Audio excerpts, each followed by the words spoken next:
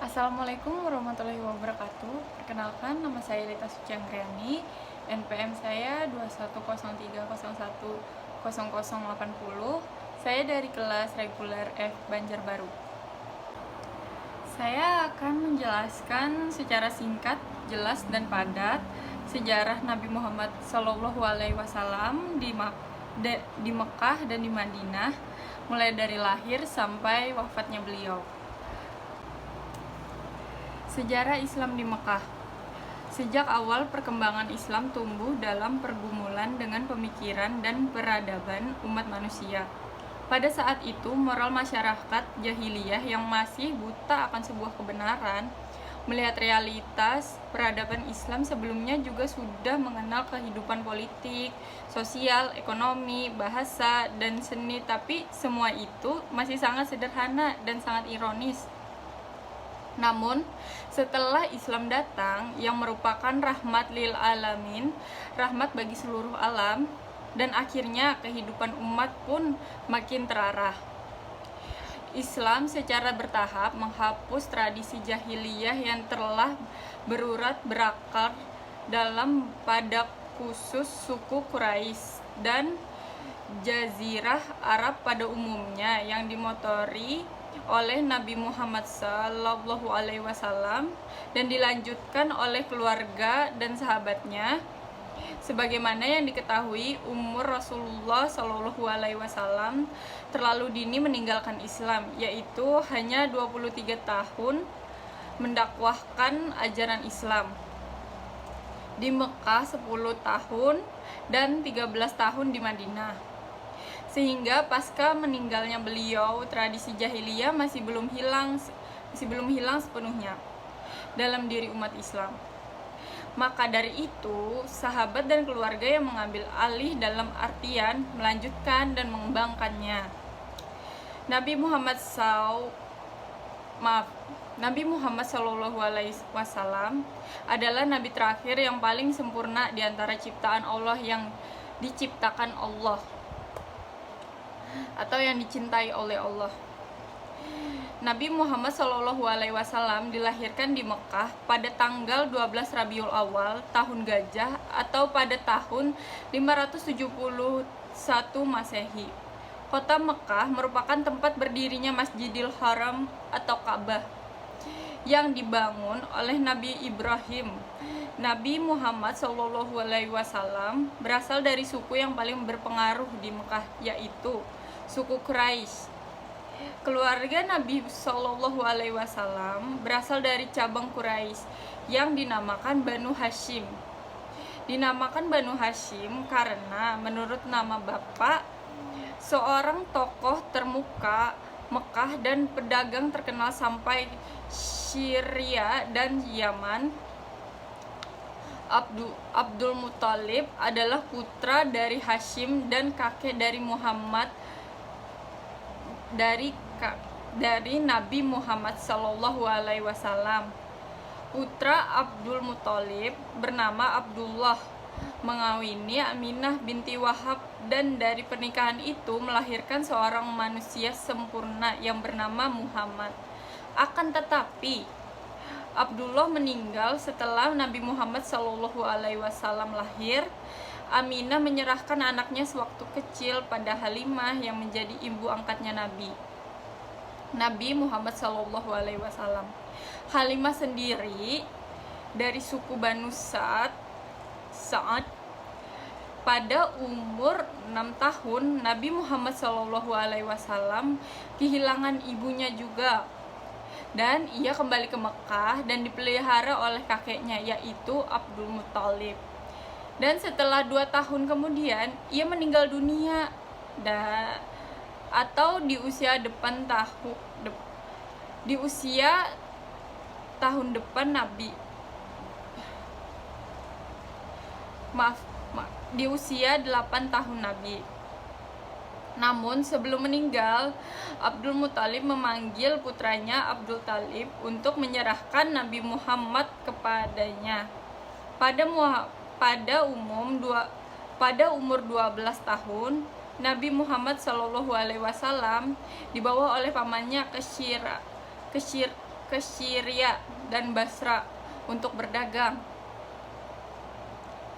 Pada waktu paman Nabi Muhammad SAW, Abu Talib menasihatinya untuk bergabung dengan khalifah dagang milik Khadijah. Nabi Muhammad mendengarkan nasihat pamannya, dan akhirnya ia pun ikut bergabung di kafilah dagang tersebut. Khadijah sendiri mulai tertarik dengan kepribadian Nabi Muhammad selama menjalankan dagang. Karena sifat kejujuran Nabi Muhammad SAW dalam mengemban amanat yang diberikan kepadanya, akhirnya Khadijah mengangkat menjadi pemimpin khalifah dagang. Selang beberapa lama kemudian, Khadijah mulai tertarik dengan Nabi Muhammad SAW dan berhasrat untuk meminang untuk menjadikan suami. Nabi Muhammad SAW menerima lamaran tersebut, dan setelah menikah, Khadijah menyerahkan seluruh hartanya untuk dipergunakan Nabi Muhammad SAW. Khadijah sebelum menikah dengan Nabi Muhammad SAW telah menikah sebanyak 2 kali, dan dari pernikahan itu Khadijah memiliki 3 anak dan 2 orang laki-laki dan 1 perempuan. Pernikahan Nabi Muhammad SAW dengan Khadijah salah satu sebab keberhasilan dakwah Nabi, di mana Khadijah dalam banyak kesepakatan selalu membantu Nabi. Bahkan dalam banyak riwayat menyatakan bahwa nyawa pun akan Khadijah serahkan demi kesuksesan dakwah Nabi Muhammad SAW. Dakwah secara rahasia Nabi Muhammad SAW mulai mengajak manusia untuk menyembah Allah semata dan menyuruh meninggalkan berhala. Akan tetapi dakwah tersebut dilakukan secara rahasia guna menghindari tindakan buruk orang-orang Quraisy yang fanatik dengan keyakinannya. Nabi SAW belum melakukan dakwah di majelis-majelis umum orang Quraisy dan tidak melakukan dakwah kecuali kepada orang terdekatnya. Orang-orang pertama yang masuk Islam adalah Khadijah binti Khuwailid dan Ali bin Abi Thalib, Zaid bin Haritza, mantan budak Rasulullah SAW, dan Abu Bakar bin Abi Quhafah, Utsman bin Affan, Zubair bin Awam, Abdurrahman bin Auf, dan Sa'ad bin Abi Waqqas. Mereka ini bertemu dengan Nabi SAW secara rahasia apabila salah seorang di antara mereka ingin melaksanakan salah satu ibadah. Mereka pergi ke lorong-lorong Mekah seraya bersembunyi dan dari pandangan-pandangan orang-orang Quraisy. Dan ketika penganut Islam sudah mencapai lebih dari 30 lelaki dan wanita, Nabi SAW memilih tempat salah seorang dari mereka, yaitu rumah Al-Arqam bin Abi Al-Arqam, sebagai tempat pertemuan. Ya, dakwah kedua Nabi secara terang-terangan. Akwah Nabi SAW secara terang-terangan ini mendapat tentangan dan ditolak oleh bangsa Quraisy dengan alasan bahwa mereka tidak dapat meninggalkan agama yang telah diwariskan oleh nenek moyangnya, dan tradisi tersebut sudah berakar dalam diri mereka. Rasulullah pun sedikit memberi reaksi yang mengingatkan mereka akan perlunya membebaskan pikiran dari belenggu taklid. Selanjutnya, Nabi Muhammad SAW menjelaskan bahwa Tuhan-Tuhan yang mereka sembah itu tidak dapat memberikan faidah dan bahaya sama sekali. Ketika hijrah pertama dalam Islam, Ketika Nabi Muhammad SAW melihat keganasan kaum musyrik kian hari kian bertambah keras, sedangkan beliau tidak dapat memberikan perlindungan kepada kaum muslimin, maka beliau berkata kepada mereka, "Alangkah baiknya jika kamu dapat berhijrah ke negeri Habasyah, karena di sana terdapat seorang raja yang adil sekali. Di bawah kekuasaannya tidak seorang pun boleh dianiaya. Karena itu pergilah kamu ke sana sampai Allah memberikan jalan keluar kepada kita, karena negeri itu adalah negeri yang cocok bagi kamu." Maka berangkatlah kaum muslimin ke negeri Habasyah demi menghindari fitnah dan lari menuju Allah dengan membawa agama mereka. Hijrah ini merupakan hijrah pertama dalam Islam. Di antara kaum muhajirin yang terkenal adalah Utsman bin Affan beserta istrinya, Ruqayyah binti Rasulullah SAW, Abu Huzaifah beserta istrinya, Zubair bin Awam, Mushab bin Umair, dan Abdurrahman bin Auf. Pada akhirnya, para sahabat Rasulullah SAW sebanyak 80 lebih berkumpul di Habasyah. Hijrah Rasulullah SAW ke Taif. Setelah merasakan berbagai siksaan dan penderitaan yang dilancarkan oleh kaum Quraisy, Rasulullah SAW berangkat ke Taif mencari perlindungan dan dukungan dari Bani Thaqif dan berharap agar mereka dapat menerima ajaran yang dibawakannya. Setibanya di Taif, beliau menuju tempat para pemuka Bani Thaqif. Sebagai orang-orang yang berkuasa di daerah tersebut, beliau berbicara tentang Islam dan mengajak mereka untuk beriman kepada Allah. Tetapi ajakan beliau ditolak mentah-mentah dan dijawab secara kasar. Kemudian Rasulullah bangkit dan meninggalkan mereka seraya mengharapkan supaya mereka menyembunyikan berita kedatangan Nabi dari kaum Quraisy. Tetapi mereka menolaknya. Bani Thaqif justru mengarahkan penjahat dan para budak untuk mencerca dan melemparinya dengan batu, sehingga mengakibatkan cedera pada kedua kaki Rasulullah SAW. Zaid bin Harisah berusaha melindungi Nabi dari serangan. Akan tetapi beliau kewalahan dan akhirnya ia sendiri mengalami cedera pada kepalanya. Permulaan kaum Ansyar menganut Islam. Setiap muslim haji tiba Rasulullah SAW selalu menemui kabilah-kabilah yang datang ke Baitul Haram, membacakan kitab Allah kepada mereka dan mengajak untuk mentauhidkan Allah. Tetapi tidak seorang pun yang menyambut ajakannya. Pada tahun ke-11 kenabian, Rasulullah SAW mendatangi ke kabilah-kabilah sebagaimana yang sering dilakukannya setiap tahun. Ketika berada di Aqabah, suatu tempat antara Mina dan Mekah, tempat melempar jumroh.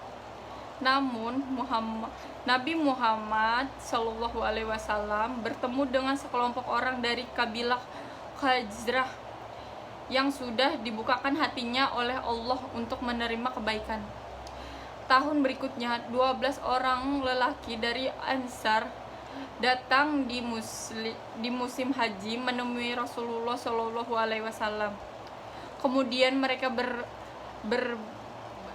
berbayat kepada Rasulullah SAW. Setelah berbayatan, para utusan kaum Ansar ini pulang ke Madinah. Bersama dengan mereka, Rasulullah SAW mengikut sertakan Mushab bin Umair untuk mengajarkan Al-Quran dengan hukum-hukum agama kepada mereka. Mus'ab bin Umair adalah salah seorang sahabat Muhammad Nabi Shallallahu Alaihi Wasallam yang masuk sebelum hijrah. Ia adalah seorang pria tampan dan pintar, penuh dedikasi dan dermawan. Ia pernah ikut dalam perang Badar bersama Rasulullah Shallallahu Alaihi Wasallam, perang Uhud, dan pada akhirnya ia terbunuh sebagai syahid. Mus'ab bin Umair adalah orang yang pertama melakukan salat Jumat di Madinah. Sejarah Islam di Madinah. Nabi Muhammad SAW mengizinkan para sahabatnya berhijrah ke Madinah. Ibnu Sa'ad di dalam kitabnya At-Tabaqat menyebutkan riwayat dari Aisyah radhiyallahu anhu. Ketika jumlah pengikutnya mencapai 70 orang, Rasulullah Shallallahu Alaihi Wasallam merasa senang karena Allah telah membuatnya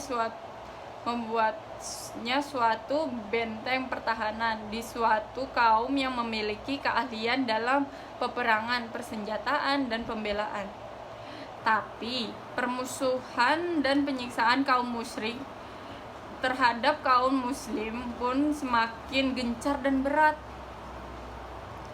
Mereka menerima cacian dan penyiksaan yang sebelumnya tidak pernah mereka alami, sehingga para sahabat mengadu kepada Rasulullah Shallallahu Alaihi Wasallam dan meminta ini dijawab oleh Rasulullah Shallallahu Alaihi Wasallam. Sesungguhnya aku pun telah diberitahu bahwa tempat hijrah kalian adalah Yasrib. Barang siapa yang hendak keluar, maka hendaklah ia keluar ke Yasrib. Maka para sahabat pun bersiap-siap mengemas semua keperluan perjalanan, kemudian berangkatlah ke Madinah secara bersembunyi-sembunyi. Sahabat yang pertama kali sampai di Madinah ialah Abu Salamah bin Abdul Asad, kemudian Amir bin Rabbah bersama istrinya Laila binti Abi Hashmah.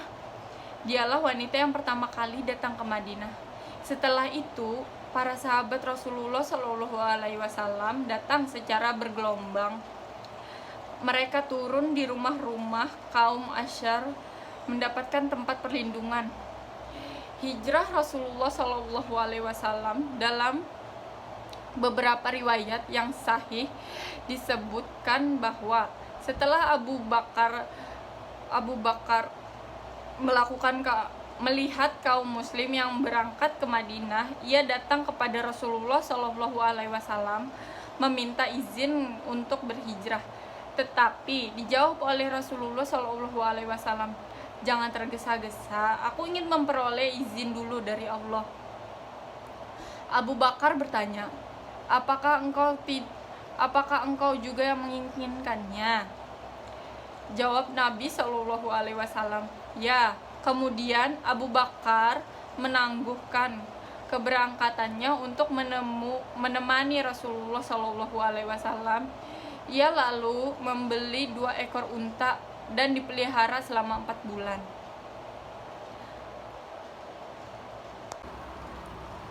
Selama masa tersebut, Quraisy mengetahui bahwa Rasulullah Shallallahu Alaihi Wasallam telah memiliki pendukung dan sahabat dari luar Mekah. Mereka khawatir jangan-jangan Rasulullah Shallallahu Alaihi Wasallam keluar dari Mekah, kemudian menghimpun kekuatan di sana dan menyerang mereka. Maka diadakanlah pertemuan di Darun Nadwah, rumah Qusayy bin Kilab, tempat kaum Quraisy memutuskan segala perkara untuk membahas apa yang harus dilakukan terhadap Rasulullah Shallallahu Alaihi Wasallam. Akhirnya diperoleh kata sepakat untuk mengambil seorang pemuda yang kuat dan perkasa dari setiap kabilah Quraisy. Kepada masing-masing pemuda diberikan sebilah pedang yang ampuh, kemudian secara bersama-sama mereka serentak membunuhnya, agar Bani Manaf tidak berani melancarkan serangan terhadap semua orang Quraisy. Arti harfiah Quraisy adalah ikan hiu. Setelah ditentukan hari pelaksanaannya, Jibril datang kepada Rasulullah, memerintahkan berhijrah dan melarangnya tidur di tempat tidurnya pada malam itu. Kemudian Rasulullah Shallallahu Alaihi Wasallam menemani Ali bin Abi Thalib dan memerintahkan untuk menunda keberangkatannya hingga selesai mengembalikan barang-barang titipan setiap orang di Mekah yang merasa khawatir terhadap barang miliknya yang berharga. Mereka selalu menitipkannya kepada Rasulullah Shallallahu Alaihi Wasallam karena mereka mengetahui kejujuran dan kesetiaan beliau di dalam menjaga barang amanat. Rencana keji orang kafir Quraisy diketahui oleh Nabi Muhammad Shallallahu Alaihi Wasallam melalui firman Tuhan yang diturunkan malaikat Jibril. Nabi Shallallahu Alaihi Wasallam memilih saudaranya Ali untuk menggantikan tidur di atas dipan dengan mempertaruhkan hidupnya demi keselamatan Nabi Shallallahu Alaihi Wasallam. Beliau pun berhijrah dari Mekah ke Madinah dalam kegelapan malam. Kaum kafir Quraisy telah berkumpul mengelilingi rumah Nabi Shallallahu Alaihi Wasallam dengan maksud ingin membunuhnya. Betapa terkejutnya mereka ketika mendapati Ali bin Abi Thalib di atas dipan Nabi Shallallahu Alaihi Wasallam. Begitu mereka mengetahui hal tersebut, mereka memutuskan untuk mengejar Nabi Shallallahu Alaihi Wasallam. Akan tetapi pengejaran tersebut gagal sehingga mereka harus pulang dengan tangan hampa. Malaikat Jibril turun dari langit dengan membaca ayat suci Al-Quran sebagai berikut. Dan di antara manusia ada orang yang mengorbankan dirinya untuk mencari keridhaan Allah. Al-Baqarah ayat 207. Maksud ayat di atas adalah seseorang yang berani mengorbankan dirinya untuk menyenangkan Allah yang maha mulia. Ayat ini memuji perilaku Ali dan mengorbankannya. Setelah Nabi Shallallahu Alaihi Wasallam menempuh perjalanan yang melelahkan, Nabi Shallallahu Alaihi Wasallam tiba di Kubah, sebuah tempat dekat kota Madinah. Penduduk Madinah menyambut kedatangan Nabi Shallallahu Alaihi Wasallam dengan sukacita. Nabi Shallallahu Alaihi Wasallam membangun sebuah masjid Kuba sebagai tempat sholat dan menyusun tugas-tugas dakwah. Pembangunan Masjid Kuba berjalan dengan lancar. Nabi Shallallahu Alaihi Wasallam pun turut mengulurkan tangan dalam menyelesaikan pembangunan. Sesudah masjid itu rampung, Nabi Shallallahu Alaihi Wasallam sholat Jumat dan bertindak selaku khatib Jumat yang baru pertama kali dilaksanakan dan diisi dengan ceramah singkat. Rasulullah melakukan hal tersebut menantikan kedatangan Ali beserta perempuan dari keturunan Bani Hashim sehingga dapat memasuki kota Madinah secara bersamaan. Rasulullah Shallallahu Alaihi Wasallam, Ali dan para perempuan memasuki kota Madinah dengan sambutan hangat penduduk kota yang menantikan kedatangan mereka. Setiap penduduk berlomba meminta Rasulullah Shallallahu Alaihi Wasallam untuk bertandang ke rumah mereka. Tapi Rasulullah SAW berkata, "Berilah jalan pada untaku ini. Aku akan menjadi tamu orang yang di depan pintunya unta ini berhenti," kata beliau. Wafatnya Nabi Muhammad SAW tepat pada 10 Hijriah, ketika pelaksanaan haji wada wukuf di Padang Arafah. Saat Nabi Muhammad memberikan khutbah, ada satu kalimat yang mengisyaratkan bahwa beliau akan meninggal dunia. Bunyi khutbahnya yakni, "Wahai manusia, perhatikanlah kata-kataku ini.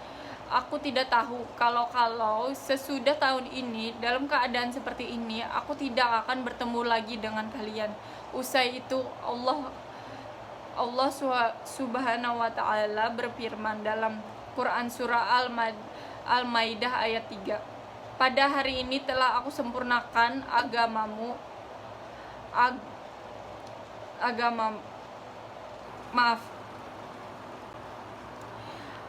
Pada hari ini telah aku sempurnakan untukmu agamamu, dan telah aku cukupkan kepadamu nikmatku, dan telah aku ridai Islam sebagai agama bagimu. Quran Surah Al-Maidah ayat 3. Diriwayatkan pula bahwasannya setelah turun ayat ini, sahabat Umar menangis, maka Nabi berkata kepadanya, "Kenapakah engkau menangis, hai Umar?" Jawab Umar, "Aku menangis karena dulu kita senantiasa ditambahi agama kita. Dan apabila agama kita telah sempurna, maka sesungguhnya tak ada sesuatu pun yang telah sempurna kecuali berkurang." Nabi menjawab, "Kau benar." Ketika turun ayat ini, Nabi tidak kuat menanggung. Beliau bersandar pada untanya, sehingga unta itu mendekam. Maka turunlah Jibril alaihi salam lalu berkata, "Ya Muhammad, sesungguhnya pada hari ini selesailah sudah urusan agamamu, dan berhentilah apa yang diperintahkan Tuhanmu dan apa yang dia larang terhadapmu. Maka kumpulkanlah sahabat-sahabatmu dan beritahukan kepada mereka bahwa aku takkan turun lagi kepadamu sesudah hari ini." Maka pulanglah Nabi dari Mekah datang ke Madinah, lalu dikumpulkannya sahabat-sahabatnya dan dia bacakan kepada mereka ayat tersebut. Lalu dia beritahu kepada mereka apa yang telah dilakukan Jibril. Maka para sahabat-sahabatnya bergembira seraya mengatakan, "Sesungguhnya telah sempurna agama kita." Adapun Abu Bakar benar-benar sedih, lalu datang ke rumahnya dan ditutupnya pintu, lalu tenggelam dalam tangis siang dan malam. Hal tersebut akhirnya didengar oleh para sahabat lainnya. Mereka berkumpul lalu datang ke rumah Abu Bakar dan berkata, "Hai Abu Bakar, kenapakah Anda menangis dan pada saat bergembira dan bersukaria dikarenakan Allah Ta'ala telah menyempurnakan agama kita?" Abu Bakar pun menjawab, "Hai kalian tidak tahu musibah apa yang telah menimpamu. Tidakkah kalian mendengar bahwasannya apabila suatu perkara telah sempurna, maka mulailah ia berkurang. Dan ayat ini memberitahukan tentang perpisahan kita, tentang Hasan dan Husain yang akan menjadi yatim, dan tentang istri-istri Nabi yang akan menjadi janda." Usai penjelasan Abu Bakar, terdengarlah jeritan di antara para sahabat itu dan mereka menangis semua. Lalu yang lain mendengar tangisan itu dari kamar Abu Bakar, yang mereka datang kepada Nabi lalu berkata, "Ya Rasulullah, kami tidak tahu akan hal sahabat-sahabat itu. Hanya saja kami mendengar tangisan dan jeritan mereka." Maka berubahlah roman Nabi, lalu ia cepat-cepat bangkit sehingga sampailah beliau kepada sahabat-sahabat itu, di mana beliau melihat mereka dalam keadaan seperti itu. Maka Nabi bertanya, "Kenapakah kalian menangis?" Ali menjawab, "Sesungguhnya Abu Bakar berkata, aku mendengar dari ayat ini, harum wafat Rasulullah." "Benarkah ayat ini menunjukkan wafatmu?" Jawab Nabi, "Benarlah apa yang dikatakan Abu Bakar itu. Sesungguhnya telah dekat kepergianku dari sisimu dan telah tiba saat berpisahku denganmu." Mendengar ucapan itu, Abu Bakar menjerit keras dan tersungkur, tidak sadarkan diri. Sedang Ali gemetar, sementara sahabat-sahabat lain terguncang, takut semuanya dan menangis hebat. Bahkan gunung-gunung, batu-batu, cacing-cacing, binatang dan hutan, lautan, serta malaikat-malaikat di langit ikut menangis pula. Selanjutnya Nabi bersalaman dengan sahabat-sahabatnya, satu persatu berpamitan dengan mereka. Maka menangislah secara berwasiat kepada mereka. Kemudian Nabi masih sempat hidup sesudah turun ayat ini selama 81 hari. Beberapa hari saat menjelang wafat, Rasulullah SAW merasakan sakit yang semakin parah. Suhu tubuhnya semakin meninggi sampai pada waktunya ajal menjemputnya. Nabi Muhammad berada di pangkuan Aisyah radhiyallahu anhu Sambil menengadahkan wajahnya ke atas, Rasul berucap, "Ya Allah, ampuni dan kasihilah aku. Pertemukanlah aku dengan teman-teman yang tinggi kedudukannya. Ya Allah, pertemukanlah aku dengan teman-teman yang tinggi kedudukannya."